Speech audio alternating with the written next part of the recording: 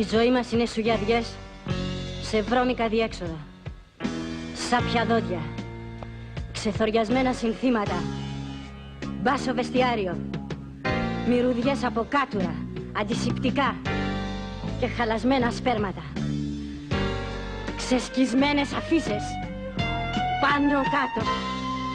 πάνω κάτω υπατησίων. Η ζωή μας είναι υπατησίων.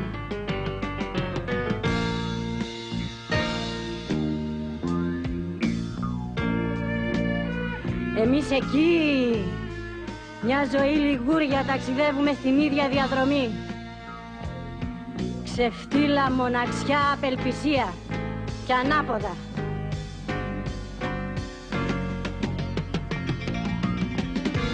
Εντάξει, δεν κλαίμε.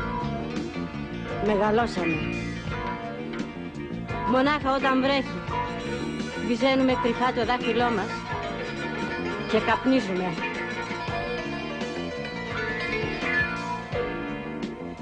Η ζωή μας είναι άσκοπα λαχανιτά, σε κανονισμένες απεργίες, ρουφιάνους και περιπολικά.